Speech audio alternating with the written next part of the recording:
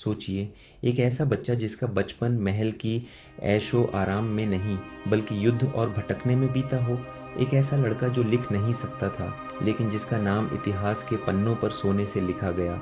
15 अक्टूबर 1542 सिंध के एक किले में एक बच्चे का जन्म होता है।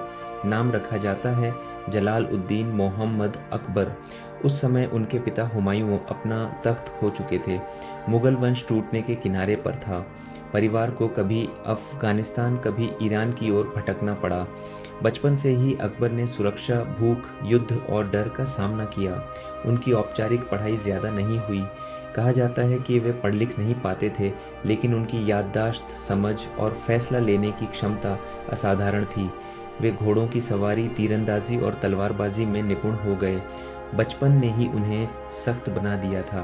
1556 में अचानक हुमायूं की मृत्यु हो गई और केवल 13 साल की उम्र में अकबर को हिंदुस्तान का बादशाह बना दिया गया। सोचिए, एक किशोर के कंधों पर पूरे साम्राज्य का बोझ। शुरुआत में बैरम खां उनके मार्गदर्शक बने। इसी दौरान हुआ पानीपत का दूसरा युद्ध।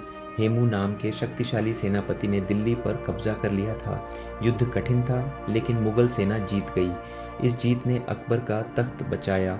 धीरे धीरे अकबर ने स्वयं राज्य संभालना शुरू किया। उन्होंने समझा कि केवल तलवार से राज्य नहीं टिकता, अगर लोगों के दिल जीत लिए जाए तो तख्त मजबूत हो जाता है। उन्होंने राजपूत रियासतों से लड़ाई भी की, पर साथ ही दोस्ती का हाथ भी बढ़ाया। आमेर के राजा भारमल से राजनीतिक रिश्ता जोड़ा। यह कदम अपने समय से बहुत आगे की सोच थी। इसने मुगल साम्राज्य को एक नई स्थिरता दी। अकबर ने अपने साम्राज्य को गुजरात, बंगाल, राजस्थान और काबुल तक फैलाया। उनका राज्य भारत के बड़े हिस्सों में फैल चुका था, लेकिन वे सिर्फ विजेता नहीं बनना चाहते थे, वे एक श्रेष्ठ शासक बनना चाहते थे। उन्होंने प्रशासन को मजबूत किया। राजा टोडरमल के माध्यम से भूमि कर व्यवस्था सुधारी, सेना को पुनर्गठित किया, कानून और व्यवस्था पर जोर दिया। अकबर की सबसे बड़ी पहचान बनी उनकी धार्मिक सहिष्णुता। उन्होंने जजिया कर हटा दिया जो गैर मुस्लिम प्रजा पर लगाया जाता था। फतेहपुर सीकरी में उन्होंने इबादत खाना बनवाया जहां विभिन्न धर्मों के विद्वान बैठकर चर्चा करते थे। हिंदू, मुस्लिम, जैन, ईसाई सब अपने विचार रखते थे। अकबर सुनते थे, समझते थे और फिर फैसला लेते थे।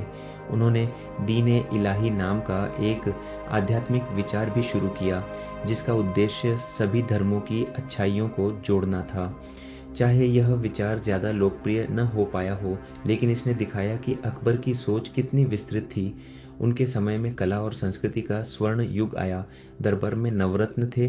बीरबल अपनी बुद्धि के लिए, तानसेन अपने संगीत के लिए, अबुल फजल अपनी लेखनी के लिए प्रसिद्ध थे। अकबर को संगीत, चित्रकला और साहित्य से प्रेम था। उन्होंने अनेक ग्रंथों का फारसी में अनुवाद करवाया जिससे विभिन्न सभ्यताओं का ज्ञान एक दूसरे तक पहुंचा। निर्माण के क्षेत्र में भी अकबर ने अपनी छाप छोड़ी। आगरा किला मजबूत बनवाया, फतेहपुर सीकरी जैसा भव्य नगर बसाया। बुलंद दरवाज़ा आज भी उनकी शान का प्रतीक है। उनकी रचनाएं सिर्फ इमारतें नहीं बल्कि एक युग की कहानी है। लेकिन अकबर का जीवन केवल उपलब्धियों से भरा नहीं था।